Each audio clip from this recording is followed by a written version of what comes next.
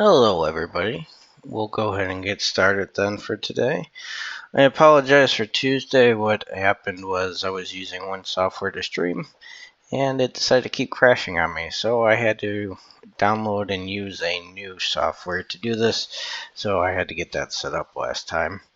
I don't know what happened because it was working fine on Monday. But there we go. Alright, I hope that you watched the stream from later that day. I did do a 211 class at 3:30, and I posted that on Chalkboard for you guys to watch. And so what we started up on Tuesday was we started going through proofs. So a lot of what we've done so far has led to this point where we're now able to prove that things are true or false. And what we had was we had a direct proof. So if we had an if-then statement, we assume the if part and show the then part. If we can do that, then what we want is that we know that the if-then statement is always true. So we have that our theorem is always true, and it will remain true no matter what. Today what we're going to be doing is looking at a different type of proof. So the goal is still to show that something's always true, but what we're going to do is work with a different direction, because the more ways we have to prove things, the more things we're going to be able to prove. Sometimes a direct approach isn't as easy as, in this case, a proof by contrapositive, or in the future we'll have other things we'll work on. And so the goal of having different proofs is to try different, or to have different proof techniques is just to have different ways to give a proof. All right.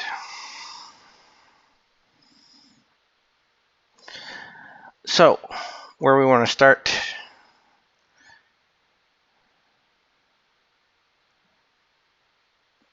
Griffin, I will also be having a stream at 3:30, but I have one at 2 and one at 3:30. All right, just trying to answer a question I got on Discord there about timing. So, anyway, back to what we were doing. So the point of a contrapositive is that we recall that if P then Q was equivalent to if not Q then not P. So what we have is that if we can reverse the order and negate the then part and show the negation of the if part, we'll get, well, those things are equivalent logically. Therefore, if we can prove a logically equivalent statement, we get the proof of the original statement. So now if we just look at an example here, what we have is, suppose x is an integer, and we want to show if 7x plus 9 is even, then x is odd. Now I want to point out that if I want to show this directly, I get to assume that 7x plus 9 is even, and I have to show that x is odd. That's actually difficult to do because, well, we know something about 7x plus 9, but we're trying to deduce something about about x. And so this one's actually easier if we start off by assuming something about x and showing something about 7x plus 9. So what we're going to do is we want to show if 7x plus 9 is even, then x is odd. So what our proof is going to look like is we want to prove the contrapositive, so we're going to negate the then statement. So maybe you guys can help me out here. What is the negation of x is odd?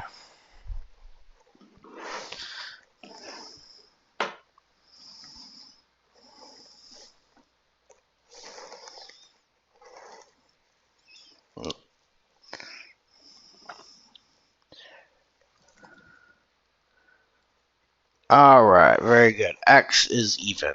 So the negation of x is odd is x is even. So what we're going to do here is we're going to assume that x is even.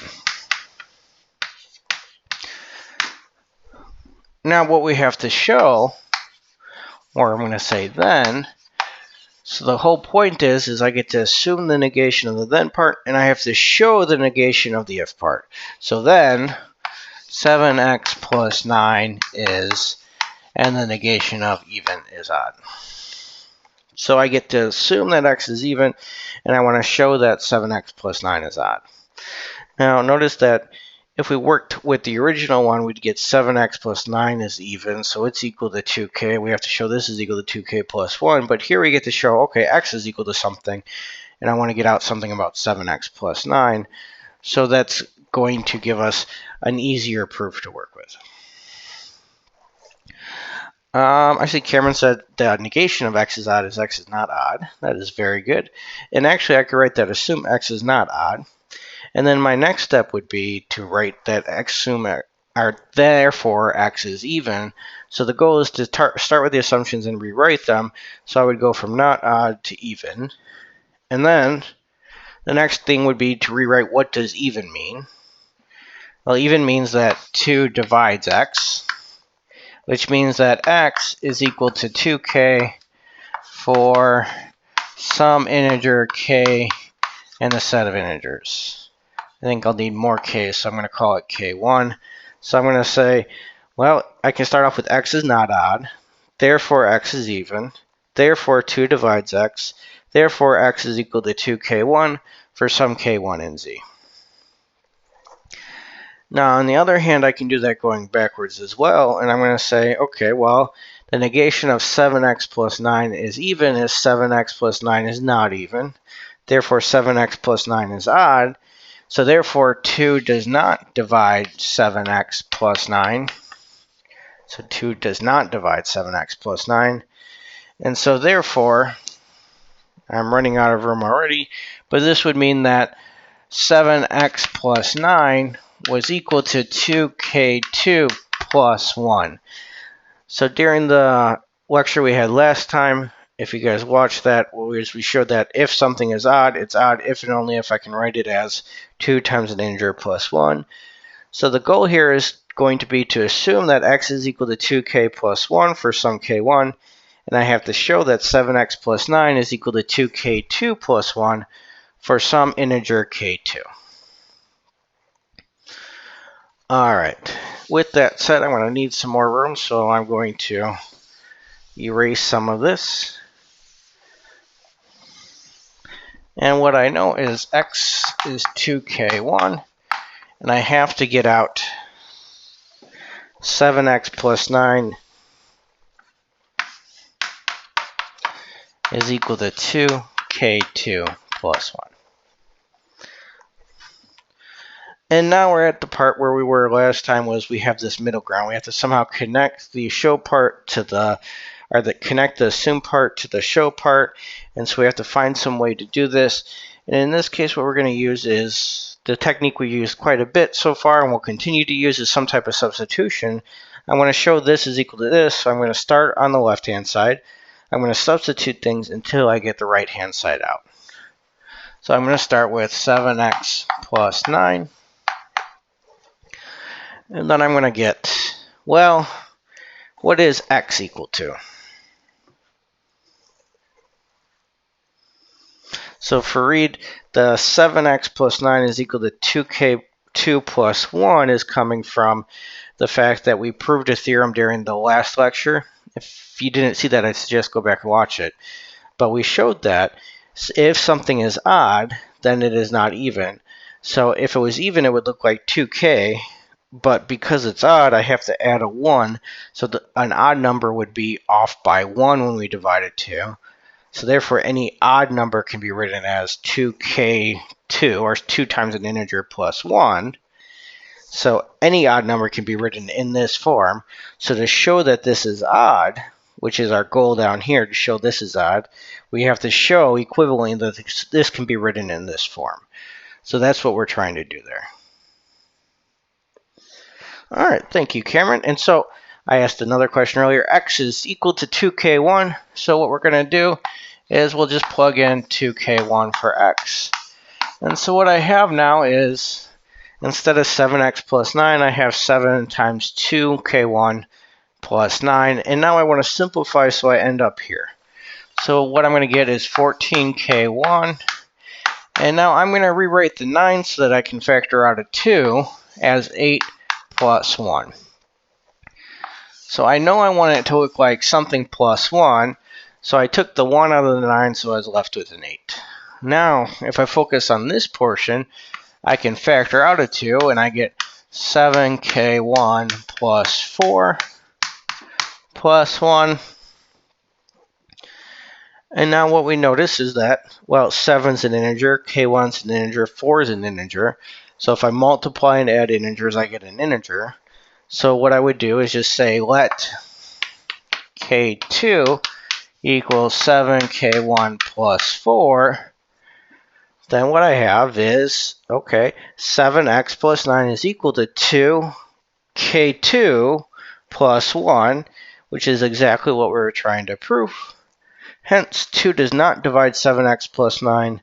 Hence, 7x plus 9 is odd. So to recap, again, we assumed the negation of the then part. We assumed that x was not odd, therefore even. Therefore, 2 divides it. Therefore, x is equal to 2k plus 1. On the other end, we assumed, or we wanted to show that this was odd, which means that it is in this form. So we started on the left, we did some substitutions and some algebraic manipulations so that we ended up with exactly what we were looking for. And so we have now proven that if 7x, we have now proven our original statement that if 7x plus 9 is even, then x is odd. Any questions on that one?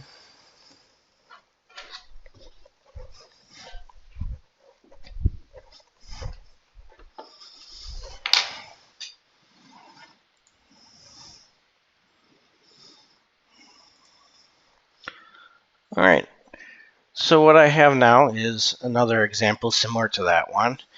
And so what I'm going to do is I'll give you guys a couple minutes here and say, okay, here's if x squared minus 6x plus 5 is even, then x is odd. So think about, I do want to do this by contrapositive, so what do I assume? What do I have to show? What are each of those things equivalent to? So I'm going to give you a minute to kind of set this up. Write down what should I assume, what should I show, and then we'll go on the board and we'll do this together.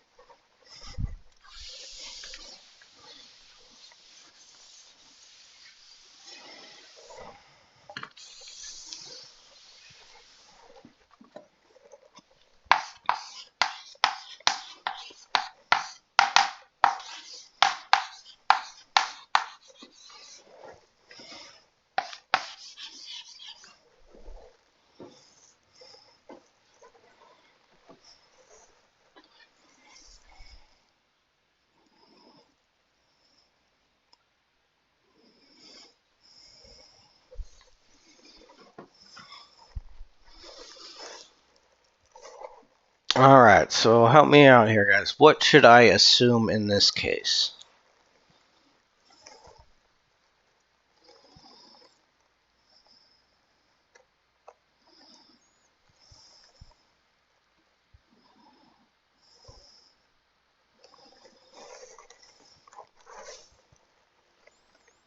Very good. X is even. All right. You guys are getting this. So we went to assume the negation of the then part, which means we want to assume x is not odd. Therefore, x is even.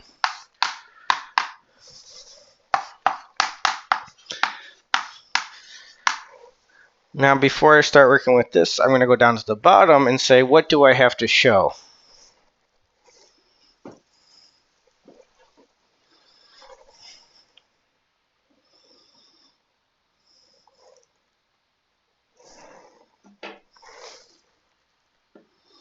Well, what I have to show is that that equation, and I don't remember it, so I'm looking at it, x squared minus 6x plus 5. We want to show that that is not even, so the x squared statement is odd. So we want to show this is odd. Very good.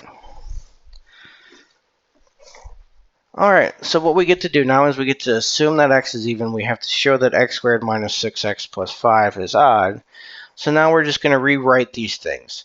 So now, using the same thing we did before, we said, okay, if x is even, then 2 divides x. And I don't necessarily need to write each step if I know, well, in the end what I want is, I just want to know that x is 2 times some integer.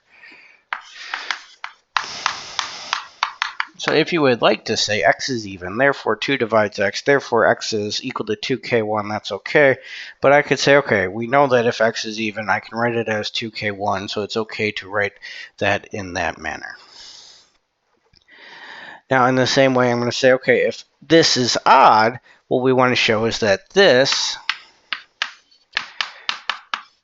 is equal to 2k2 plus 1 for k2 and z. I ran out of room here, but this is just saying k2 is an integer.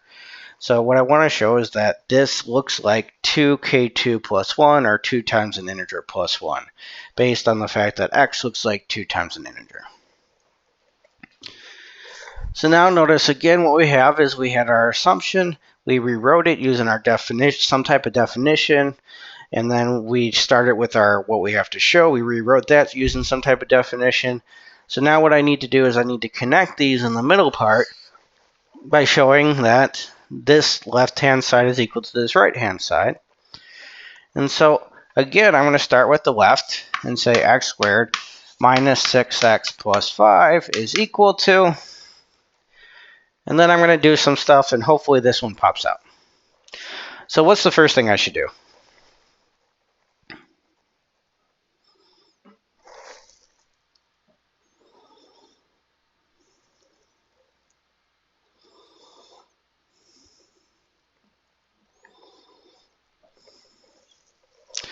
So I could factor or distribute, but I think this is going to be easier if instead of factoring directly, I'm just going to actually substitute in the x.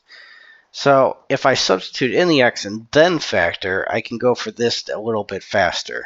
So I'm actually going to write this as 2k1 squared minus 6 times 2k1 plus 5. And now when I simplify this portion, then I'll do the factoring. Does that make sense?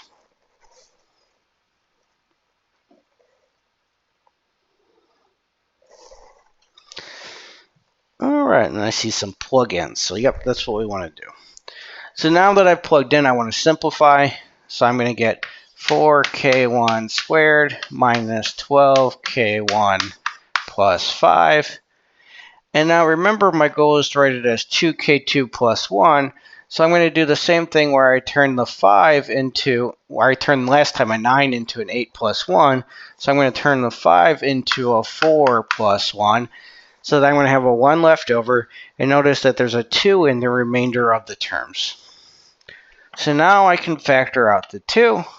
I get 2 times 2k1 squared minus 6k1 plus 2. And then the remainder there is 1. So to follow the steps we had last time, the last thing would just say, let k2 equal this thing right here, 2k1 squared minus 6k1 plus 2. Then what we get is that x squared minus 6x plus 5 is equal to 2, this k2 plus 1, where this is an integer because we're just multiplying, adding, and subtracting integers. So therefore, x squared minus 6x plus 5 is indeed 2k2 plus 1, which means that it is indeed odd. And therefore, we've shown that if x is even, this is odd. Or by the contrapositive, if this is even, then x is odd.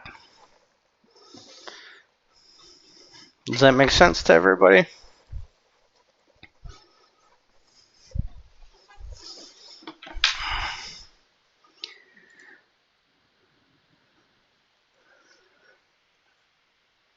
All right.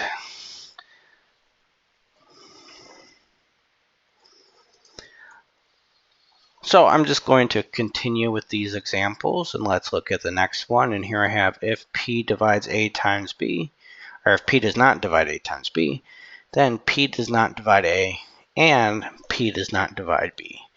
So what we want to do is be able to figure out how to do this one. So I'll let you guys start this, and I'll give you a minute before writing it up there, but think about, okay, if I'm going to do this by a contrapositive, what should be assumed, and what should I have to show?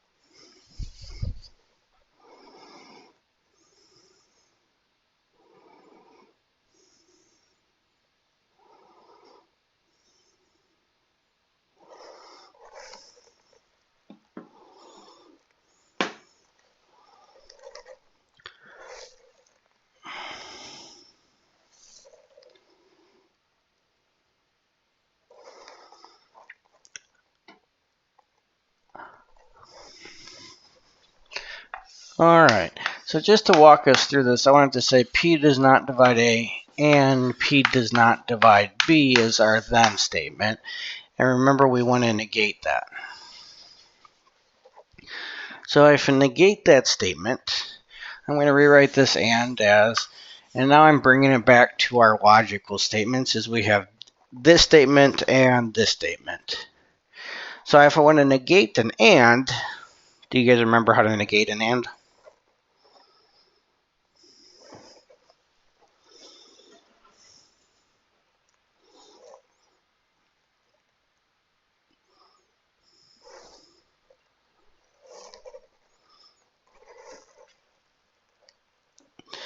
Alright.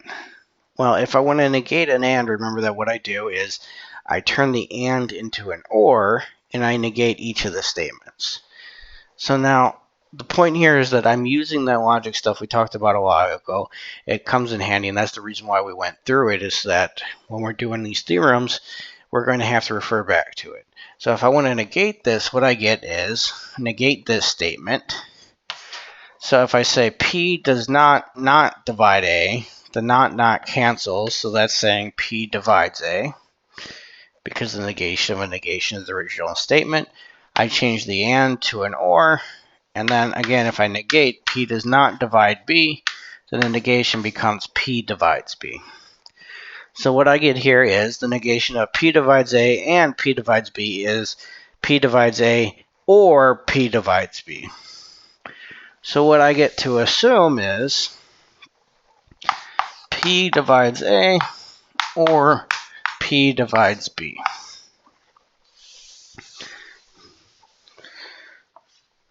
Now, as far as when you guys are writing it up, if you wrote assume P divides A or P divides V because you got it correct, I'm fine with giving you full credit. But I would suggest actually writing that out in symbolic logic and trying to find the negation of the statement if it's anything more complicated than is just an obvious negation. It'll just help to make sure that you get what that's supposed to be. All right. I see you guys did remember the ors. Thank you. So we turn the ands to ors. So this is my assumption. What I have to show then is negation of P does not divide A times B. So I have to show P divides A times B. So negate does not divide, I get does divide. And so I say assume that this, and then just so I can stick with words here, I'm going to say P divides A or P divides B. Then this is the case. Now, if we go back to our last class that I left you guys to watch the video from the later time, is that when we had an or situation, what we're going to have to do is we're going to have to do this by cases. In the first case, we get to assume P divides A, and then I have to show that P divides AB.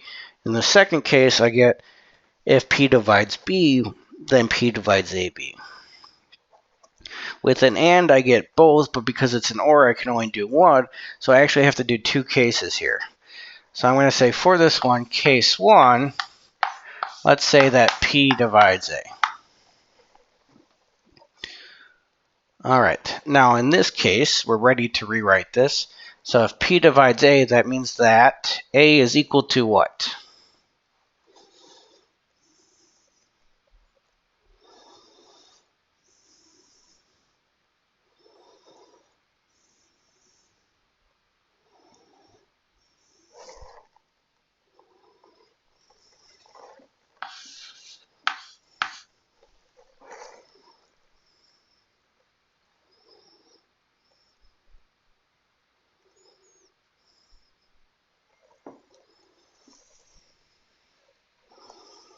All right, Fareed.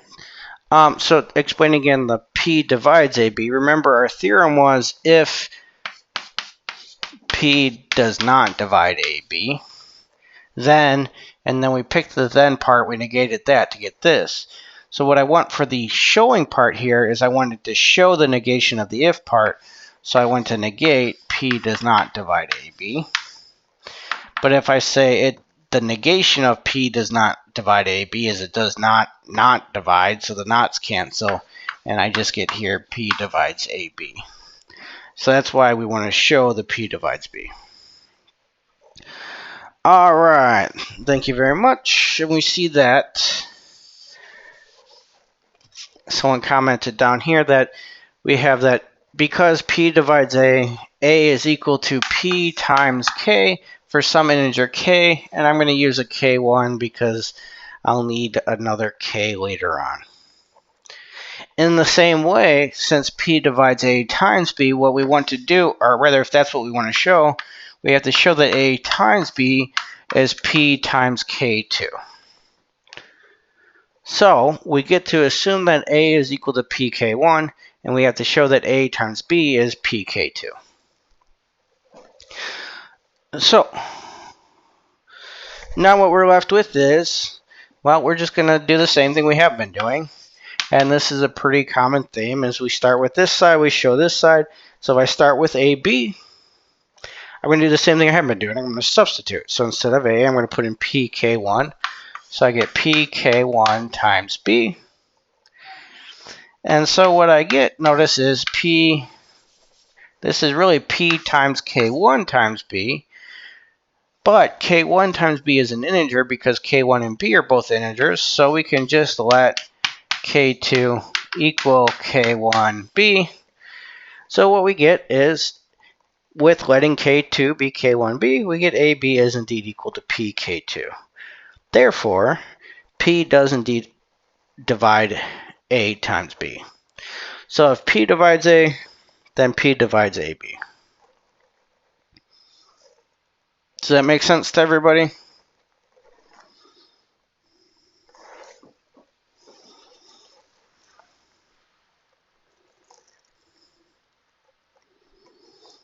Alright, so Cameron, where did this K come from? This K came from the fact that we knew that P divides A. So by definition, what that means is P times an integer is equal to A. So A is P times some integer, so K is just some integer. And then here, we're getting our K2, we're just letting be K1 times B because, well, this is just some integer, so we're letting this be an integer. And then this implies that AB is PK2, therefore, by definition, P divides AB. So that's where the K's are coming from, is because of the division. Now, I want to point out that if I do case 2, you don't really have to do a lot of extra work. What's going to end up happening is the same argument's going to hold if I just replace A and B. So we would say P divides B. B is equal to PK1. So AB is PK1 times A. So therefore K2 is K1 times A. Therefore AB equals PK2. Therefore P divides AB. So if P divides B, then P divides A times B. Now, if the cases are this similar, often we'll say by a similar argument.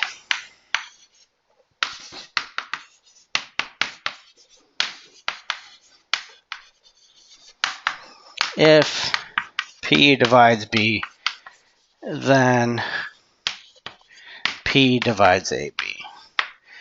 Now at this point, it is worth the extra practice to rewrite this for yourselves, just plugging in B instead of A.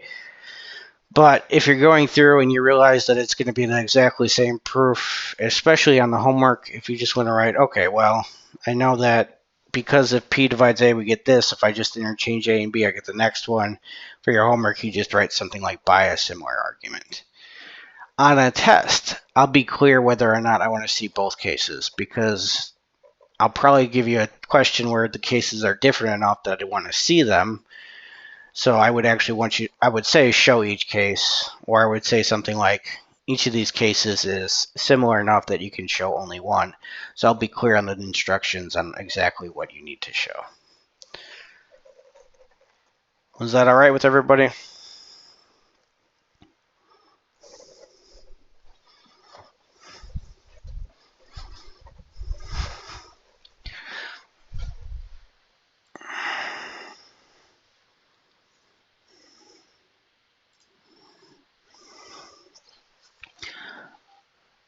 All right, now that we've done a few proof by contrapositives, what we're going to do here is talk about modulo, or modulo n for some integer n.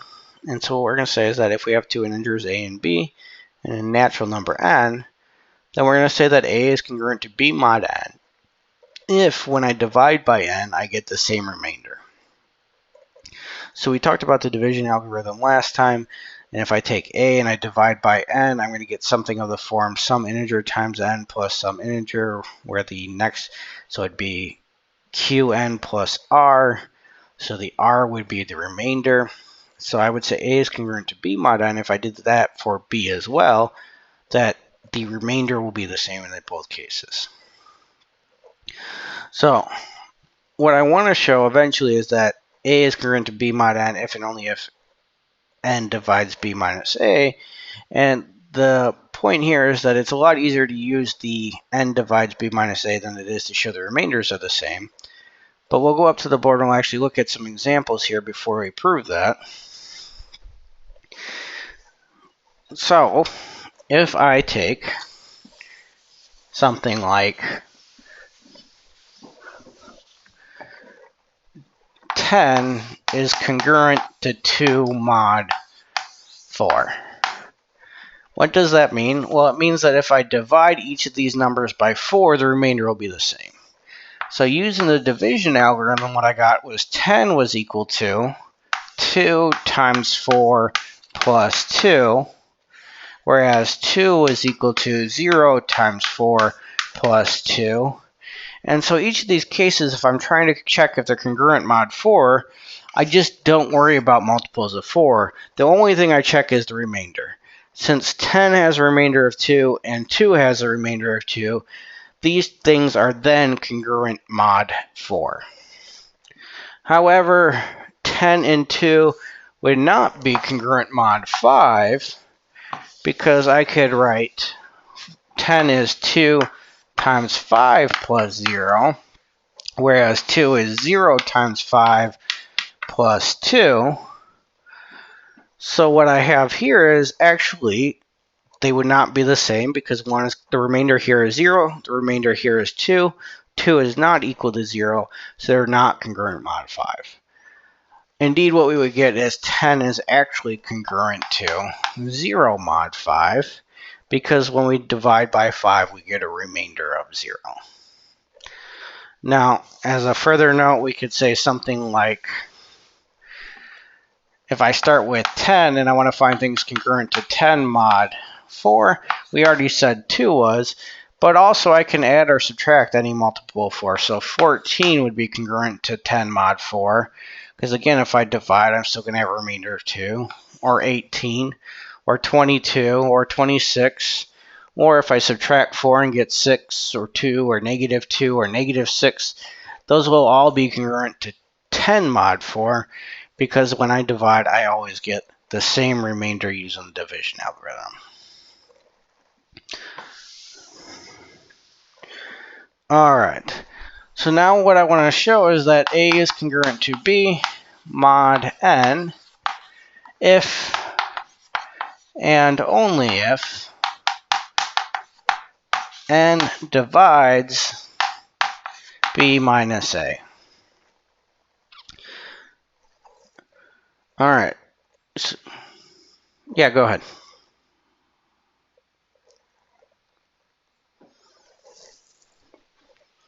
Sorry, someone had a question.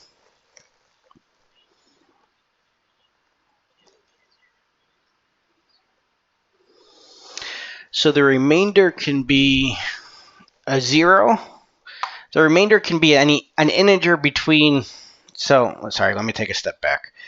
When we use the division algorithm, we would say A divided by n is going to be of the form Qn plus R. Now, Q is going to be an integer, so it can be positive or negative because we could have a negative here and then a natural number here, so we would say n is a natural number, but R is also an integer. But the restrictions we placed on R in the division algorithm was that 0 is less than or equal to R is less than n. So when we find the R, there are restrictions on how big it can be and how small it can be, but it can be equal to 0, and it can go all the way up to, but not including n.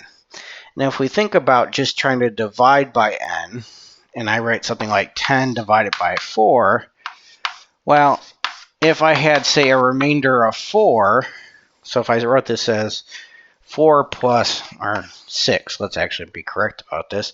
So something bigger than 4, I could then subtract another 4, so I would add another 4 here and I'd be left with 2. So I could indeed have, well, I can make sure it's between 0 and 4, not including 4. If I had my 5 and I said 10 was 5 plus 5 and the remainder was 5, notice instead of writing 1 5, I can write 2 5s plus 0. So in that case, I wouldn't want a remainder of 5. Instead, I'd want a remainder of 0 because I could still put one more 5 in here without going negative. Is that clear, or do you still have questions?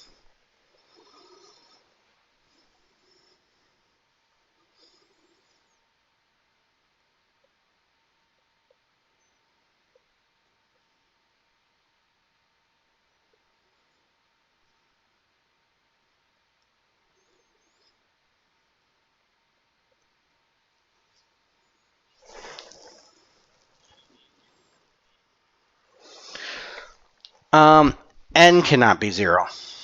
So to answer your question, n is a natural number, so n can't be 0. If I try to divide by 0, there's no way I'm going to have a remainder less than or equal to 0. So I can't have n be 0. But n can be any natural number. That's what we're saying here. But the Q and the R can both be integers in general. So those could be 0. I guess to be more precise, we would never say, is something congruent mod 0? That question wouldn't make sense. But we could say, is it congruent any natural number? And then it could be congruent to 0.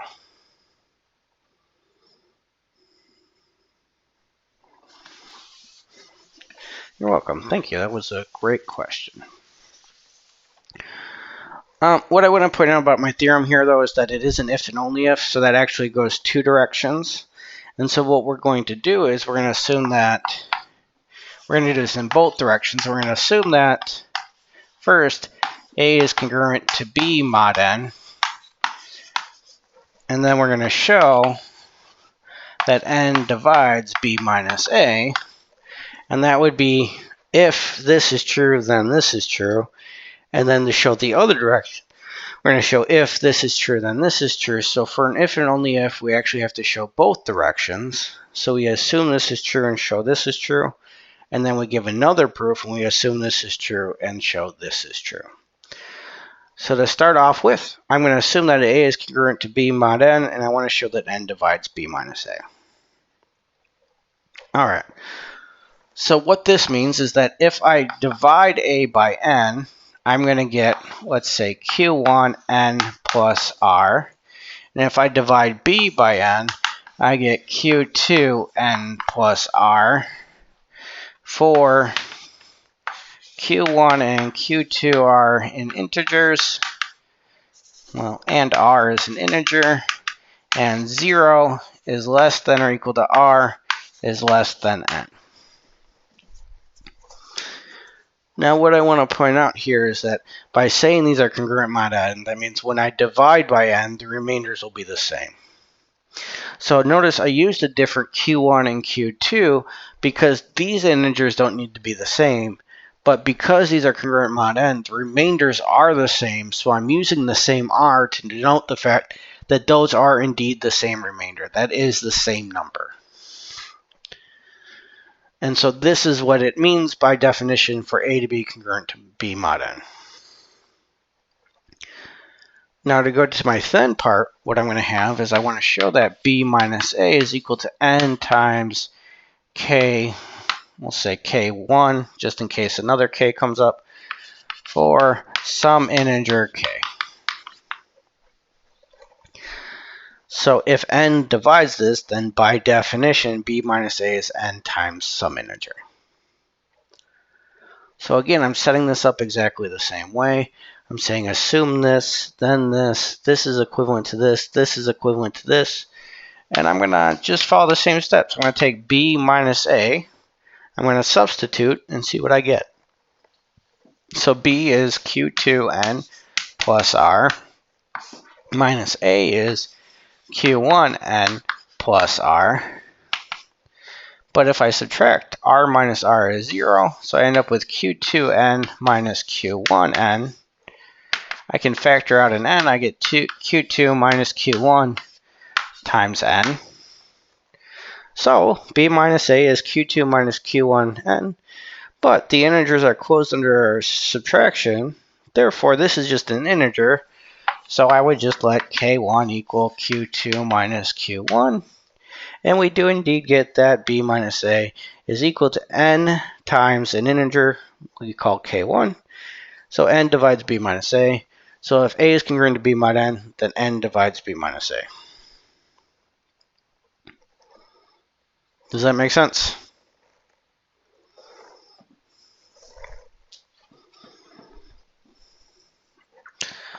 All right, let's do the other direction then.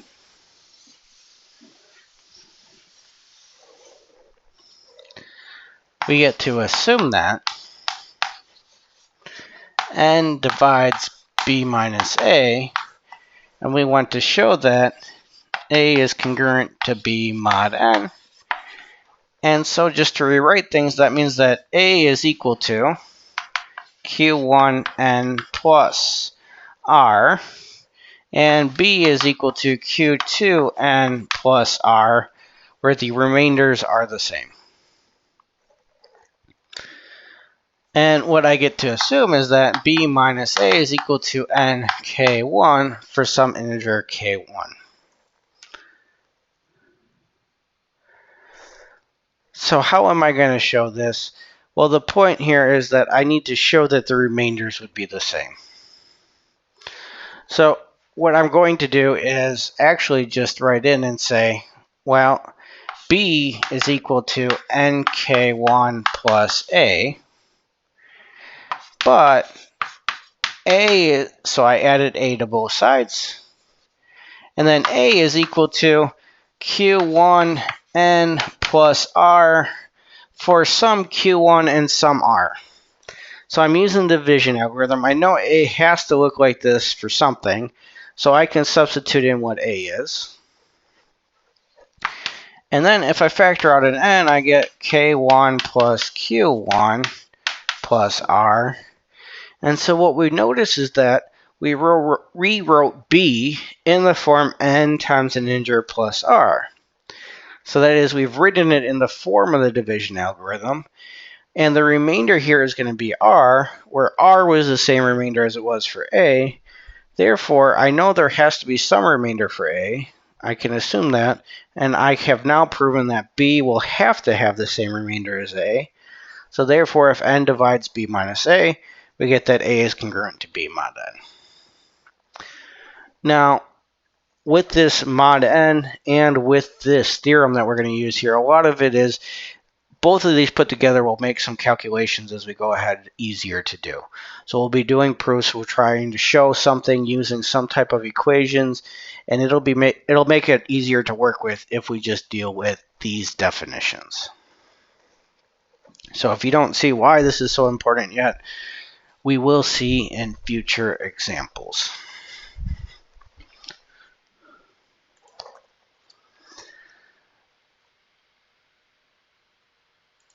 One of the really nice things about mod n is that modulo n respects both the addition and the multiplication. So if we know that in this case a is congruent to b mod n and c is congruent to d mod n, then a plus c is congruent to b plus d, and ac is congruent to bd mod n. So what that means is that if we know, for example, 10 is congruent to 2 mod 10, and 10 is congruent to 2 mod 4, and 4 is congruent to 0 mod 4, well then 10 plus 4 is congruent to 2 plus 0. I just substitute what they're equivalent to. And so I can do my mod n working with smaller numbers instead of having to work with 14 directly. I can just substitute in and get out 2. And so that's why it'll make things, one of the reasons why it makes things easier in the long run.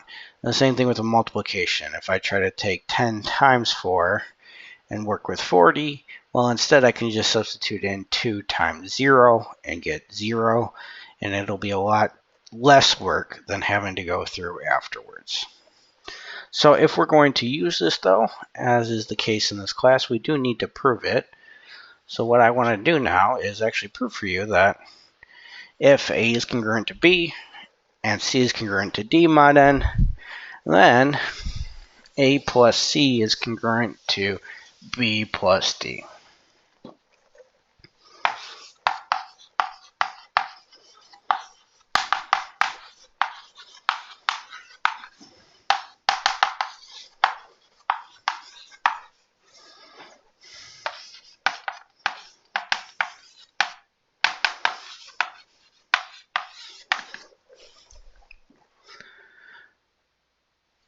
Now, what we're going to do here, and so I'll outline this one, is I want to rewrite these in terms of things that are easier to deal with.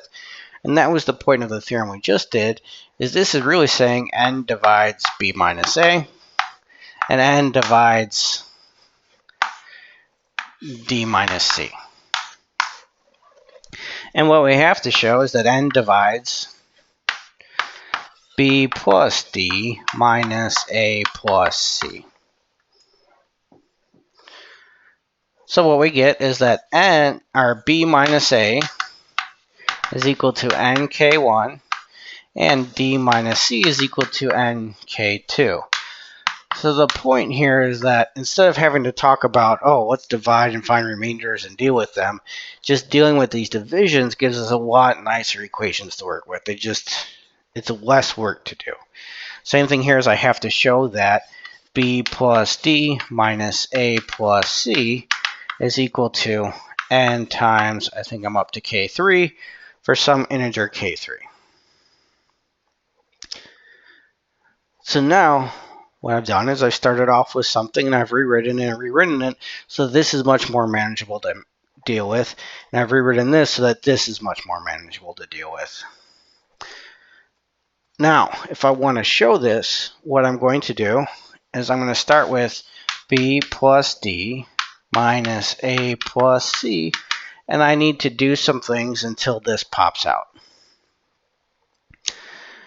Now in this case, I don't have a b minus a, I don't have a d minus c directly, so I can't substitute the same way I have been. But I can substitute if I notice that there is a b minus a hidden in here and a d minus c hidden in here. And so instead of trying to substitute to begin with, I am first going to simplify. And so what you'll notice is that I do have b minus a. If I rewrite the order, I can move the negative a over. I'm going to move the d over here. So plus d, the negative c. And so I've just taken those and I've rewritten those in a different order, which you can do by the commutativity of addition. And so what I have left is b minus a plus d minus c. Well, we just said this is nk1 plus nk2 because that's what we got to assume. So if we just factor out an n, we get n times k1 plus k2. We'll let k3 equal k1 plus k2. Then b plus d minus a plus c is nk3. Therefore, n divides this. Therefore, it does respect the addition. So now we have proven that. If I want to, I know that a is congruent to b and c is congruent to d, and I'm working mod n, I can substitute in the new number and perform my addition.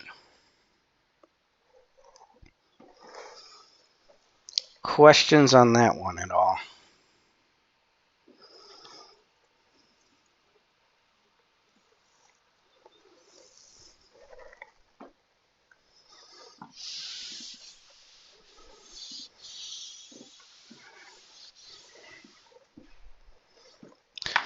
All right, the next thing I wanted to show is that AC is congruent to BD mod n, so that is the multiplication is respected. So I have to show that BD minus AC is divisible by n. And now I get to assume A is congruent to B mod n and C is congruent to D mod n. So I get that's equivalent to this, which is equivalent to this. And now I have to show that BD minus AC is n times an integer. So I'm just going to write BD minus AC. And I'm going to try to do some type of substitution so that I get out what I'm looking for.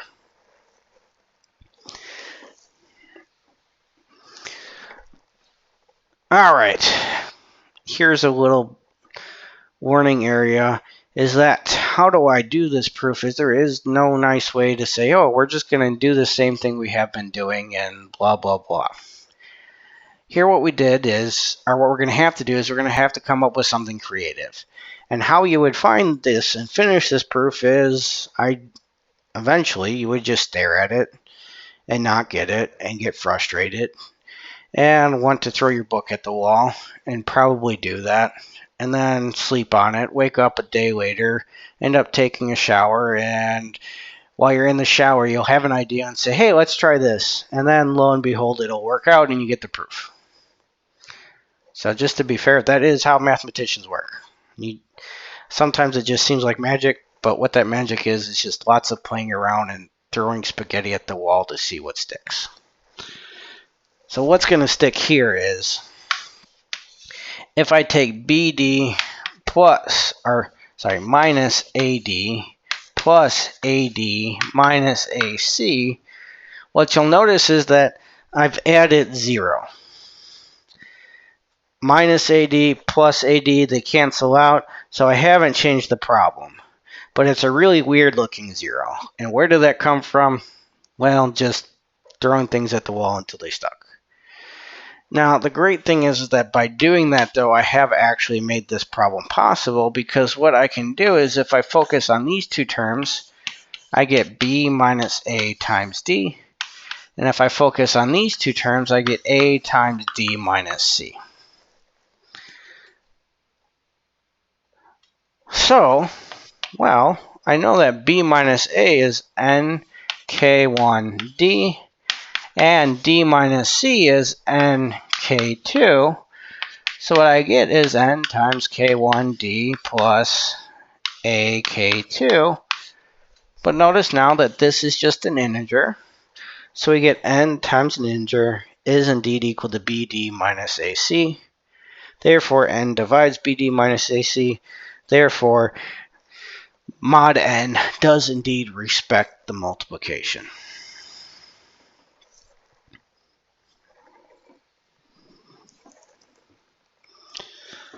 All right. Any questions there?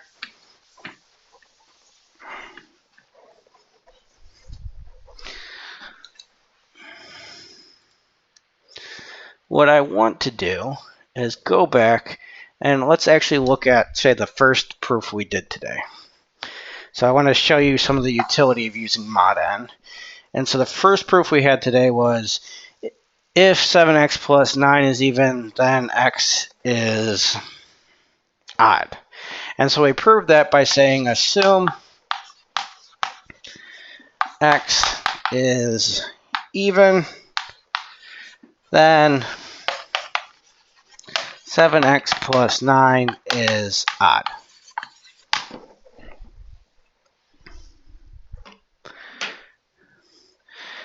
Now, I just want to point out, what does even mean?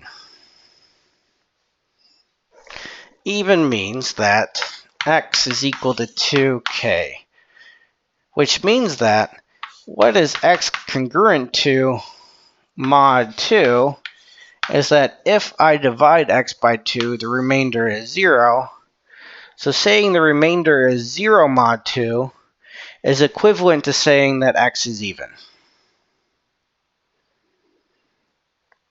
Do you guys see that?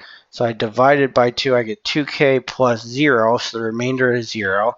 So saying x is even just means the remainder is 0. But if the remainder mod 2 is 0, that means exactly the same thing. So these are equivalent statements. In the same way, being odd is 7x plus 9 is equal to 2k 1 plus 1. So what that's saying is when I divide by 2, I have a remainder of 1. So that's just saying that x plus 9 is congruent to 1 mod 2. So my argument here is that x is even if and only if x is congruent to 0 mod 2.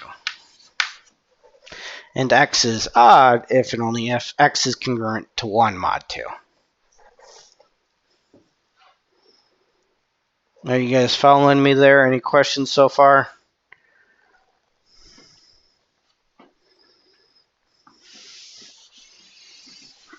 All right.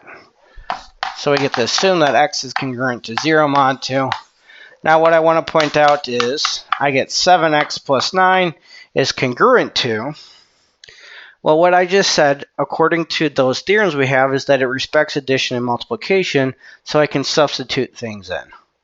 So all I'm going to say here is 7. Is 7 even or odd? Well, 7 is odd. Therefore, it's congruent to 1 mod 2. So therefore, 7x plus 9 is congruent to, instead of 7, I can plug in a 1.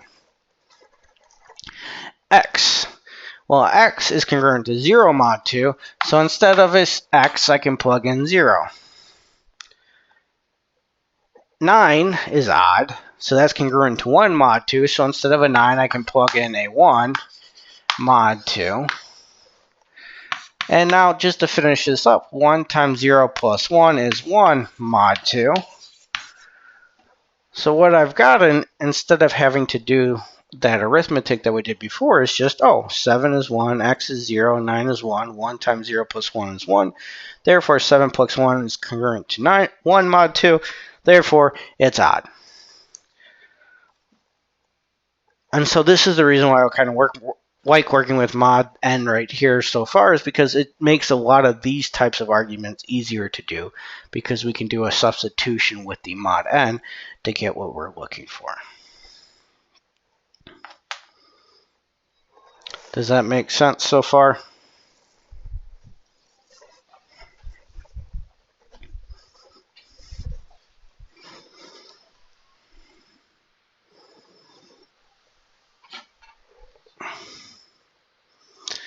All right, I'm not seeing any questions, so I'll move on. The last thing I wanted to talk about is, and last time someone had a question about how do we write this up.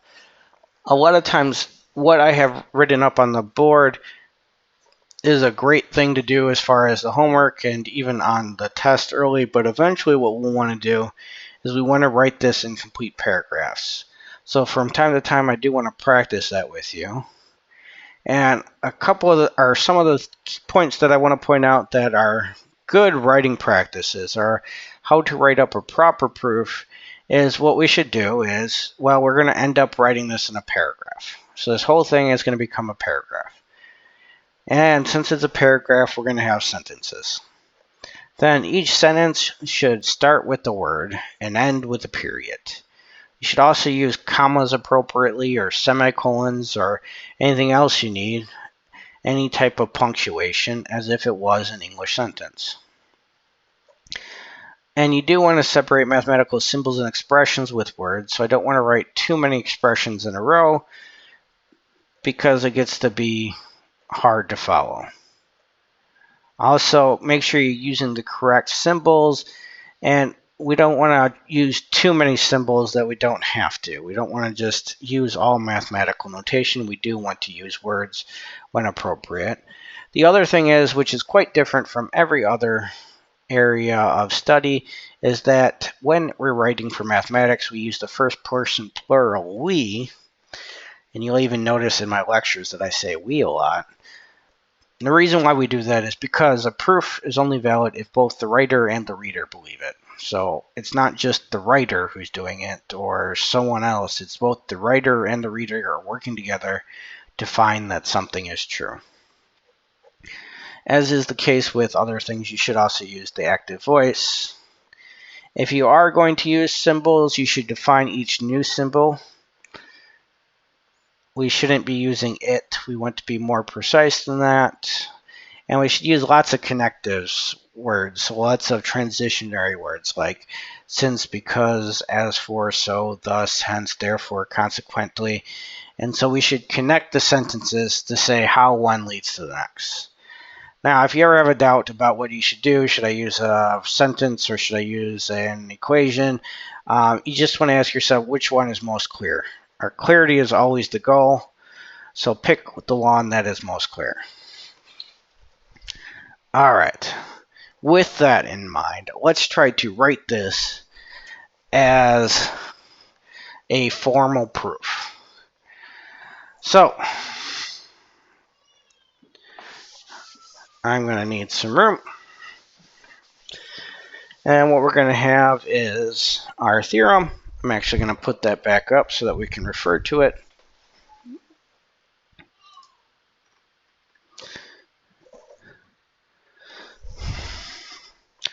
So suppose that x is an integer and 7x plus 9 is even. I want to show that x is odd. And so what our proof is going to look like is, we can even say, using the contrapositive,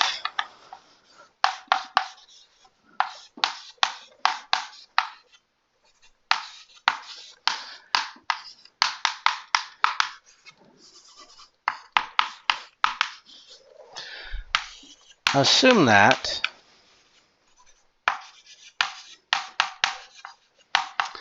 x is even. Now, you don't necessarily need to say using the contrapositive. You can just start with, we will assume that. But I'm going to say here, using the contrapositive, and I'll even put in, we assume that x is even. So I want some type of sentence. It's starting with the word. Notice I don't have any equations in there. I do have the variable x. X is referred to in the theorem, so it's not a new variable, but we want to make sure we say, okay, we have x and x is even. Now, if we recall from our proof, what we said next is, therefore, or then, you could use any one you want, but what you're going to end up doing is using therefores and thens and consequently, just because you get tired of saying therefore over and over again. We'll say, therefore, x is congruent to 0 mod 2. Now, what I want to point out here is actually writing out x is congruent to 0 mod 2 is a long sentence, and it actually gets harder to follow than if you would just write out the equation. So here, for the purpose of clarity, we want to actually just write out the equation x is congruent to 0 mod 2. Hence, and now I'm going to say, as part of the sentence, hence, 7x plus 9 is congruent to 1 times 0 plus 1 mod 2 is congruent to 1 mod 2. And then I'm going to put a period. So the point I'm making here is that if you're going to do longer equations than just this one, instead of doing it in line, you generally put it off to the side. I try to show that this would be centered, whereas I want to line up the equality signs. So we get 7x plus 9 is congruent to 1, plus 0 plus 1 mod 2 is congruent to 1 mod 2. But because this is a sentence, I still want to end it with a period, so there actually is a period at the end of your equation. So I would say, let's say I use therefore and hence. So let's say consequently. You can reuse terms, but I'm trying not to. Consequently, 7x plus 9 is odd. Hence, our theorem holds.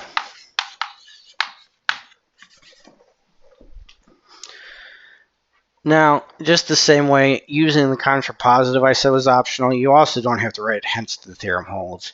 Once you say consequently 7x plus 9 is odd, you've proven the theorem, so you can move on. If you've seen some people like to do something like a QED or a box or an X or something to say that the theorem has been proven, you can do those things, but those are optional things as well. You don't necessarily need them. So you can just stop after this if you'd like, because you've proven the theorem. However, I do want to point out that, again, this is a paragraph. It's written out in sentences. I know it's not left a line like I would if I had typed it up, but that's mostly because I have this big box on the board here that you can't see. So I'm trying to do the best I can with this blackboard.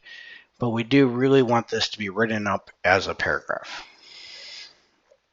Now, as I say that, I'm not necessarily going to expect that, especially on the test. On the homework, I don't expect you to do that every time. But once in a while, I would suggest trying to do this on your homework so that you get used to doing it. Because eventually, as you continue your career and whatever mathematically related thing you're doing, even if it's not math, you're going to have to write up things to put to people to show what you're doing. And trying to convey something to someone through a bunch of equations is not a great way to do it because they have to decipher all your writing. Instead, the best way to decipher or to transfer knowledge is to give something that people can actually read and follow step by step. So the writing process in math becomes extremely important for wherever you end up. So I want to do practice in this class so that by the end of the class we get better at it, and in your next class when you have to use things like this, you won't be as surprised to see it. Does that make sense to everybody?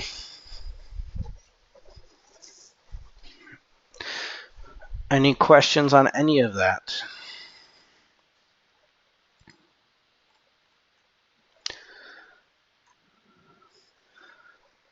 All right, well, I'm not hearing any questions. So with that, I just want to point out what we've done today is we've learned a new proof technique. Instead of always doing a direct proof, we can also do a contrapositive. So we can show that we can negate the then part and show the negation of the if part is the same as showing the original proof. It just gives us more options. We also spend some time writing things up just to start getting practice with it. Not that we're supposed to be experts right away, but we want to start practicing with it so that eventually we get better at it. All right. Well, thank you guys for joining me. So Cameron asked, can we go over the mod n? I'm going to say I don't mind doing that again, but I'm going to actually say part of the homework this comes up, and so as you use it more, you'll get more comfortable with it. I know it's going to be very awkward in the beginning, and you're not going to want to use it, but that's kind of why I gave you the demonstration to show why it's important. And so what I would say for that is, again, I don't expect you to get that right away, but I want to introduce it now and start using it so we get more comfortable with it. We're not going to, on the next test, I probably won't say you have to use modular arithmetic and you have to know all this stuff. It's more going to be another option, another way to do things. So I'm going to let you kind of get practice with it on your own to see how you do with it. And then I'm planning on Tuesday, when we come back, to spend some time going over the homework. So I would really appreciate it if you guys over the weekend would do the homework, which I'll put up after my next class, so later today. But if you do the homework and if you have specific questions you want to go over, let me know so that we can focus on those. And if there's things in there with mods that you want to talk about, we'll talk about those. And so we'll spend as much time as we need on Tuesday going over that type of stuff. Does that make sense?